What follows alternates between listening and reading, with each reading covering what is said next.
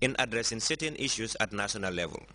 Delivering the welcoming remarks, the acting Deputy Executive Director of NANA, Malang Fufana, highlighted the importance attached to the data collected at the grassroots level, as it availed them the opportunity to know some of the issues happening at the grassroots.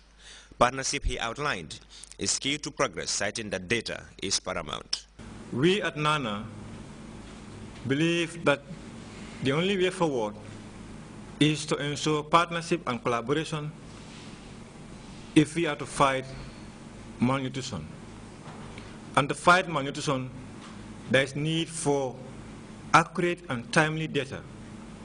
And the SMART survey provides us the accurate and timely data that is needed for our planning of nutrition interventions in the country. The UNICEF country representative gave an in-depth of the overall objectives of the data collection survey. Nutrition, he said, is a health hazard that needs urgent actions to be addressed, thus describing the SMART toolkit as important to the findings and made the Gambia's nutritional data comparable to that of the other countries in the sub-region. This survey was conducted in the Gambia from the 3rd of September to the 3rd of October 2012. The overall objective of the survey was to determine the prevalence of the nutritional status and mortality among children under 5 years old in the local government areas in the Gambia. Undertaking the SMART survey was a significant milestone in nutrition surveillance in the Gambia. It has provided data from a nationally representative sample and has made our nutrition data comparable to other countries in the West African region.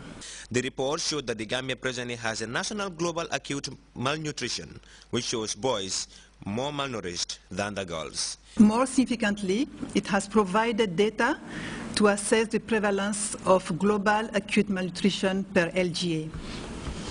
The result of the survey show that the Gambia, at the moment of the data collection, had a national global acute malnutrition prevalence of 9.9%, with more boys than girls being malnourished, and a prevalence of severe acute malnutrition of 1.2%. For GRTS News, I am Abdullah Baji. We'll take our first break. Stay tuned.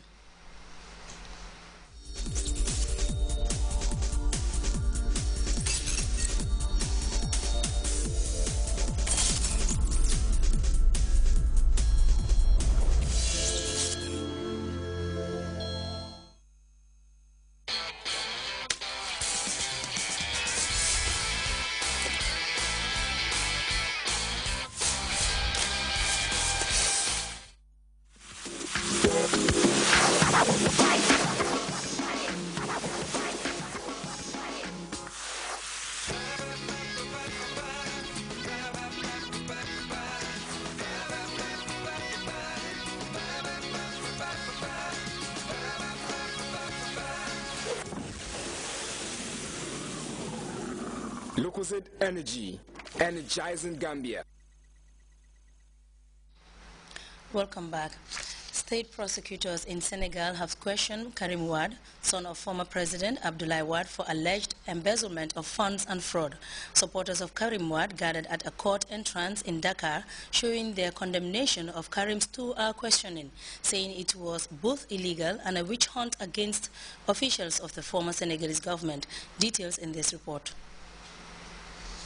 Former minister is once again being questioned by a state prosecutor in Dakar.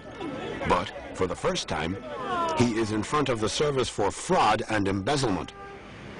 The prosecutor wants him to justify his revenues. Activists in his PDS party say this is outrageous and that the questioning is illegal. Comment voulez-vous qu'il juge un ancien ministre? How can they judge a former minister? He has privileges just like the president.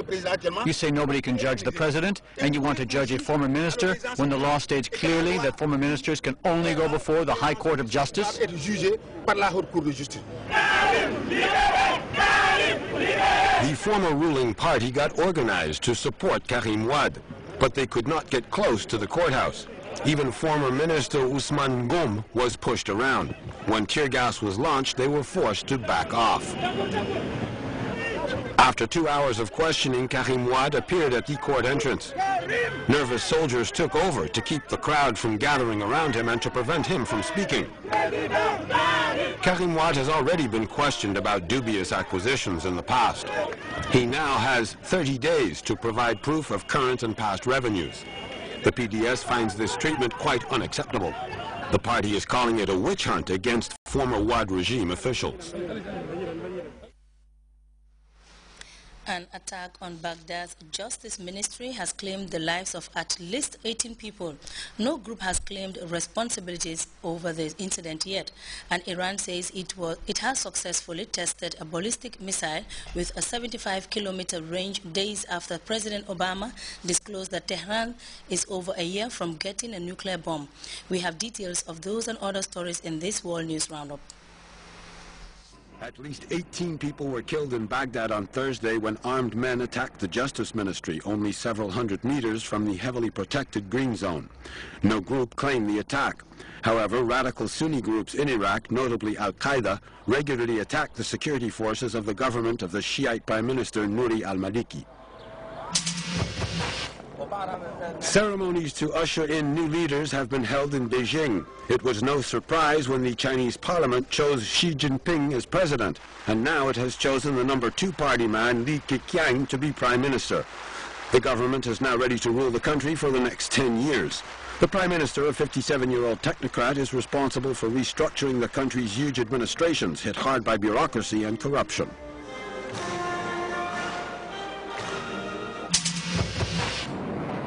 Iran says it has successfully tested a ballistic missile with a range of 75 kilometers, perhaps to send to the Hezbollah in Lebanon.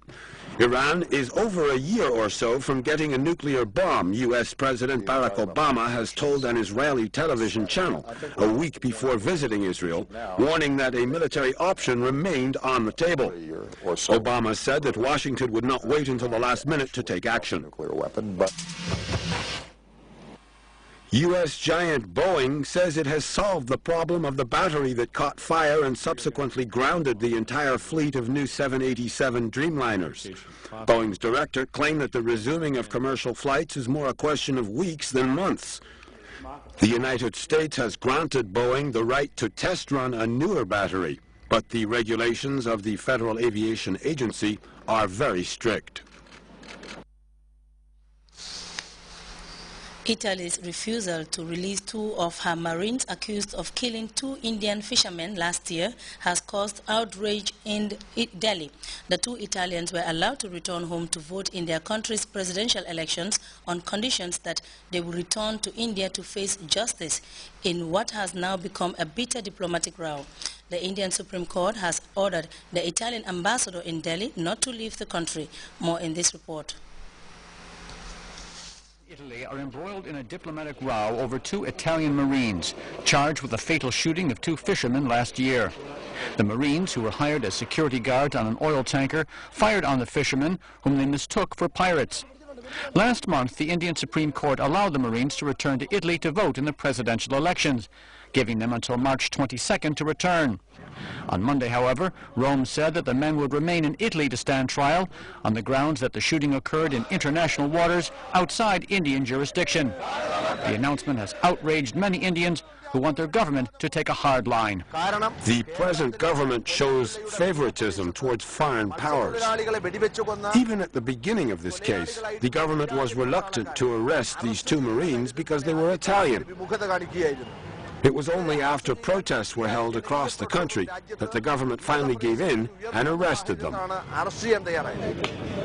On Wednesday, India's Prime Minister called Rome's refusal unacceptable and warned of the consequences. Our government has therefore insisted that the Italian authorities respect the undertakings they have given to the Honorable Supreme Court and return the 2 accused persons to stand trial in India. If they do not keep their word, there will be consequences for our relations with them. The situation was aggravated by the personal assurance of the Italian ambassador that the 2 Marines would return. On Thursday, the Indian Supreme Court ordered the ambassador not to leave the country, a possible breach of the Vienna Convention, which states that diplomats shall not be liable to any form of arrest or detention.